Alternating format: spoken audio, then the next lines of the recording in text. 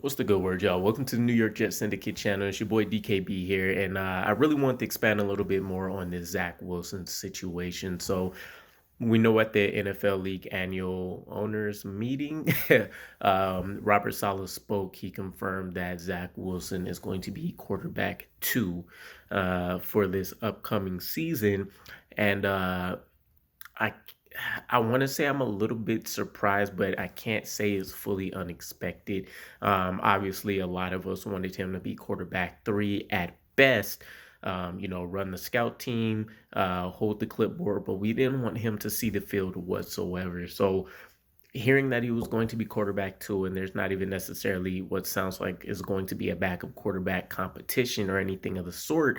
And of course, a lot of that also hinges on the Aaron Rodgers trade that we're hoping comes through in the next few weeks. So that's a distant past situation by the time the draft rolls around. But if you take a look at the landscape of what's surrounding Zach Wilson, I feel a little bit more comfortable. Obviously, if Aaron Rodgers goes down, I think we'll be in a little bit of a panic mode. But let's just survey, as I mentioned, the landscape a bit. From the coaching staff perspective, he's looking at an entirely new team. Zach Azani is the wide receiver coach. We have Nathaniel Hackett now replacing Mike LaFleur, who LaFleur seemed incapable of not only utilizing his weapons that were at his disposal, leaning too heavy on the pass game, but also incapable of really developing a quarterback. I mean, you take a look at Mike White, you can make the argument he already was who he was going to be as a quarterback after spending multiple years, on the Cowboys team and backing up Dak Prescott and kind of being able to work on his fundamentals and his craft without much pressure himself. And then, Chris Streveler, you see him come in, you see how he's able to operate an offense compared to Zach Wilson. So obviously, either a significant amount of regression from Zach Wilson or he got ran into the ground by the previous offensive coaching staff. So you turn to Nathaniel Hackett. He's had experience developing quarterbacks. He's had experience putting together elite ground games to support his quarterback. And he's found a way to utilize his quarterbacks to what generally best suits their strength. And he hasn't had many strong quarterbacks. Now, you're taking a look at a guy like Blake Bortles, EJ Manuel, Ryan Fitzpatrick before he had any magic. Kyle Orton, who maybe would have been the best outside of Aaron Rodgers. Chris Sims. There's a lot of names in there that don't inspire any confidence, and yet he didn't lead the league or anything crazy with a lot of these guys, but they at least put up numbers that you can win with if you had an elite defense. Now, I will say he's got a pretty bad end of the stick when it came to what's happened with the Denver Broncos. But again, some people have specialties in certain roles. So I feel confident with what we provided Nathaniel Hackett that he has the framework and the core group of guys to be able to go out there, especially with Aaron Rodgers, but more so with Zach Wilson. When you think about him being the future, what he offers, that elite arm talent, his ability to play off platform, create all of those different things. It's a pretty potent mix if you can get him back on track. But in regards to Zach Wilson being the QB2, it may not necessarily be the worst thing in the world. Aaron Rodgers, Zach Wilson, they have a pretty ongoing relationship that I think is becoming a deeper and deeper connection between the two. Um, Aaron Rodgers isn't one that strikes me as the guy that leaps forward to necessarily take on a mentorship role, but he seems pretty tied to the hip with Zach Wilson from an early standpoint, and he's always had words of encouragement, even recently in regards to what he thinks Zach Wilson can do in the league. So when you go and this doesn't even need to be said, but we'll say it. There's been plenty of players, not just on Aaron Rodgers' teams that he's been a part of, but people around the NFL. They're amazed at the level of knowledge Aaron Rodgers has, I guess, in regards to being able to put together almost his own plan of attack for defenses and what he's seeing.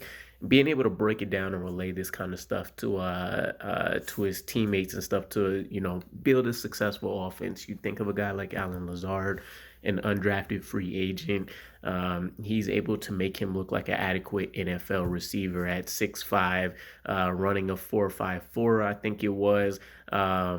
Hasn't necessarily produced like one of the most elite players, but again, he's become a red zone threat under Aaron Rodgers' tutelage, and you can tell by the way he plays defenses that he's in lockstep with what Aaron Rodgers is attempting to do.